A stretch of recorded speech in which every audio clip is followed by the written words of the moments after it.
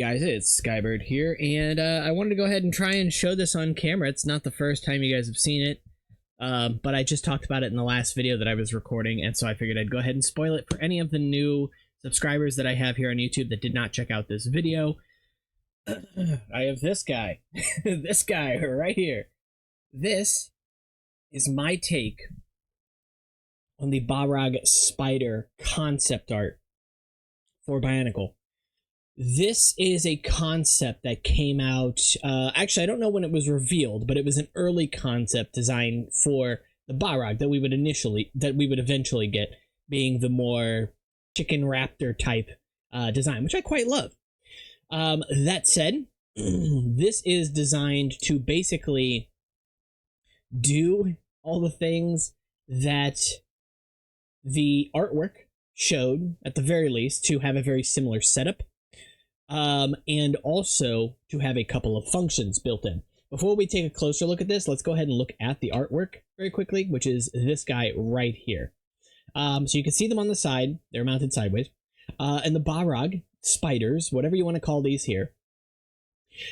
Basically, there are a handful of things you want to go ahead and notice. First of all, it's got these little pincher mandible things in the front, as well as some sort of pincher arms just beneath that. 4 legs that touch the ground and 2 legs on the back here that look like they are able to grab and place Bohrok, which I assume is what these are, on the back of the spider. It shows holding here 5 Bohrok total. I decided to up it to 6 since 6 Bohrok is a full set. And so this can carry 6 Bohrok on it. Currently, there's just one, and it is just a Bohrok cowl, but I'm using the face screen elsewhere, so get over it. No, I'm joking. But there is a center carriage for the Bohrok here. You can actually just pull that off. You can go ahead and put it in any of these sort of seat carriages on the side. There's one here, and there's one directly beneath the front leg here. So it will hold in place in all of these slots. There's actually a little bit of a locking mechanism built in. It's a non-moving mechanism on these parts, but it is a moving mechanism in the center, which we'll talk about here in a moment. There's also obviously a carriage on the back here for that 6th Bohrok. It's not something you really see from the front here, but again, in the concept art, you don't see the back either, so I figured it was a good way to still have all 6 of it without betraying the imagery. So the set itself has 8 eyes because, you know, spider, right? In the pictures, it shows 4.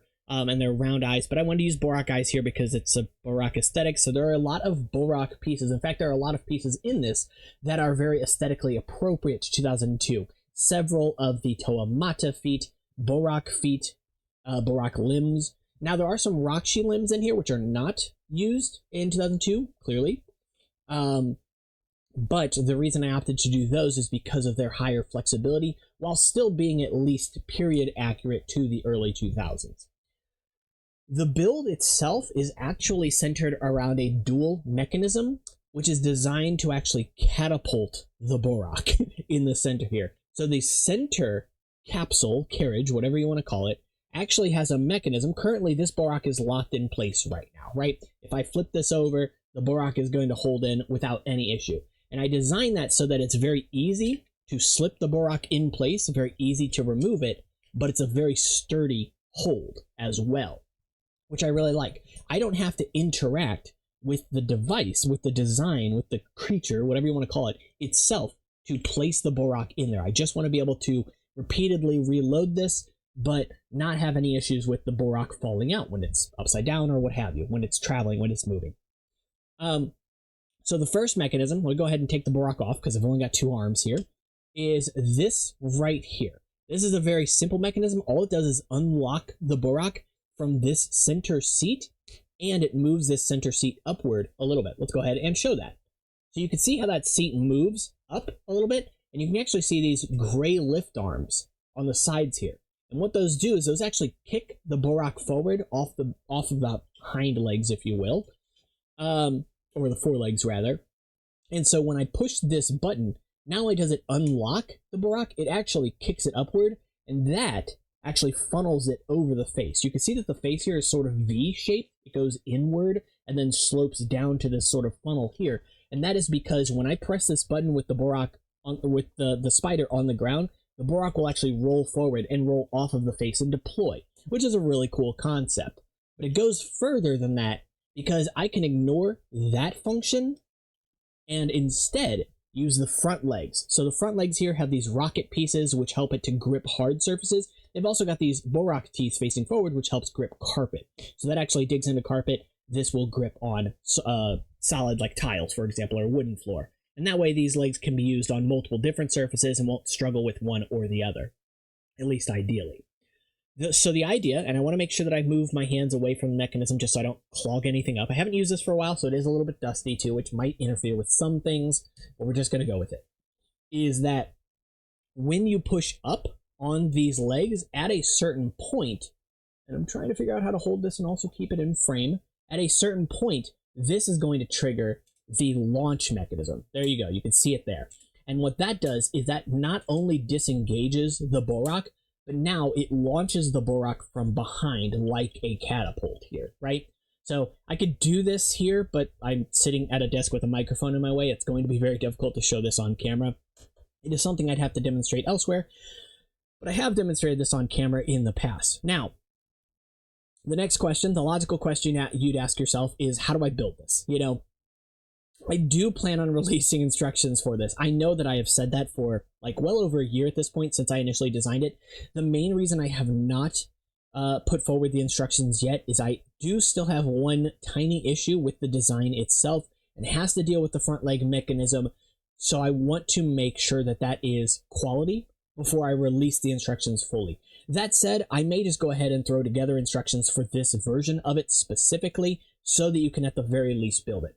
The back legs also have one little minor issue, and that can sometimes present a problem because it's built around these actually you can't really see that here, because it's built around these socket pieces on the inside here. It uses actually this Bohrok gear piece to lock in place, so it's actually locked in that outward angle there, which is nice. It locks the leg into a specific position so that when you want to move the front legs to use the mechanism, that these legs don't go anywhere. That said, those sockets are prone to cracking at that axle joint there. So although there are two sockets there and there is some reinforcement, it can still crack. And I would just prefer to, optimize that as best I can. So I haven't specifically thought of how exactly I want to optimize it in a way that doesn't break potential pieces. But yes, remember, this thing is quite heavy on its own. It's over 600 pieces, including Bohrok. Obviously it's more than that, and there are 6 Bohrok that can fit on this total. It can carry all 6 Bohrok without tripping this mechanism too. So although this mechanism is fairly easy to use, it's not weighed down by the Bohrok, which is very nice. It means you can display it with the Bohrok in place. The third thing that I would like to do is also create a lock mechanism for the front legs so that when you just want to display it and you don't want any hassle with the trigger mechanism at all, that you can just lock it, right? That could be as simple as just including an axle somewhere that can block a mechanism from moving, or designing something in the function itself to do so instead. So there are definitely some very interesting design choices going on here, some interesting sort of workarounds for the design of it in general. I'm extremely happy with the design itself. One of the other things I want to mention too is that I color code the seats. So like the dark orange here for brown, blue for blue, or whatever, right? You don't have to do that, obviously, but it's just to visually stand out like, oh yeah, I can put a Bohrok there, right? The other thing I want to mention is, obviously, not all of these colors are necessary. You can see that there are a lot of blue pins. All of the pins that exist do exist in either black or light gray, so you have that as an option. And the third thing I want to go ahead and mention is I also designed this to be buildable in every Bohrok color. So you don't just have to use green. Now, there is one exception to that. The Bohrok teeth here, obviously, are not available in all 6 colors. And I believe this thin lift arm right here is not available in all 6 colors. You can, of course, trade that out to black or light bluish gray, or maybe dark bluish gray if that piece exists in that color. And obviously, you can trade out the claws for black, which is what I would prefer. I just don't have enough of the Bohrok teeth in black. That said, in terms of addressing the amount of limbs on it, it does have the pincher limbs on the front, which are actually just built around Bohrok legs, which I thought was a really clever and simple solution. And then it also has the little mandible pinchers in the very front here and the Roxy arms. So that's pretty much it for this video. If you guys did enjoy the video, make sure to leave a like and subscribe. As I mentioned, I may go ahead and just put instructions up for this build as it stands today. Just know that you may run into a couple of issues with it. And I do also want to mention that the catapult's not going to launch a Bohrok like 30 feet away. It might do like 6 feet. It's not designed to launch plastic, valuable Bohrok things super far. It's just designed there to be a function that you can use if you want to do stop motion or something like that, right? Or if you just want to play around with it, have fun with it. The mechanism is self-resetting in the sense that when the legs go back, and again, I'm trying not to block anything here, when the legs go back, the seat resets. However, remember that when there's 6 Bohrok on this thing, the rubber bands alone are not going to be enough to reset the function. You will have to actually pull back on it yourself to reset the function, but it does reset. So as you can see, when you let go of the legs, when you take the weight off the legs, the function resets. So simple enough. And yeah, that's pretty much it. If you have any questions, make sure to ask them in the comments below, because it always helps, and I'm glad to ask any questions that you guys might have. And of course, you can check out my links in the description. I'll see you all in the next one. Take care.